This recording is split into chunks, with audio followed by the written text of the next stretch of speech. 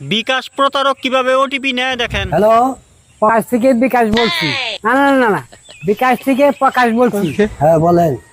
আপনার অ্যাকাউন্টটি সাময়িকভাবে বন্ধ আছে, আপনার অ্যাকাউন্ট কি খুলতে চান? হ্যাঁ, আমি চালু রাখতে চাই।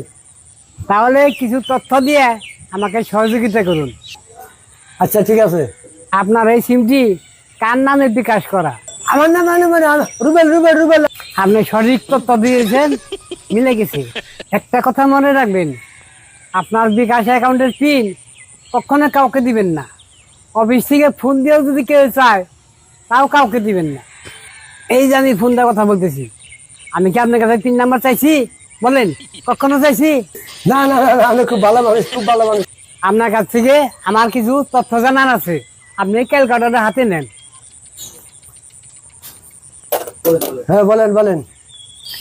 ক্যালকুলেটরে আপনি বিকাশের পিন নাম্বারটা তুললেন।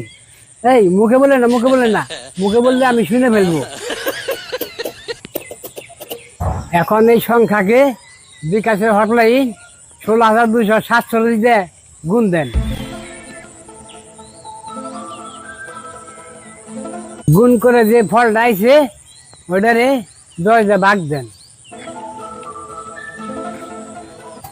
এখন যে ফলাফল আছে আমার, ওইটারে বিকাশের হটলাইন 16,247 দিয়ে ভাগ দেন।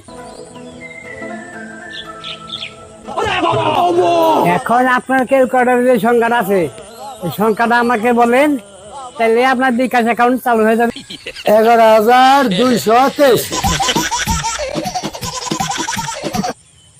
কি হয়ে গেছে? হ্যাঁ, কে গেল? হ্যাঁ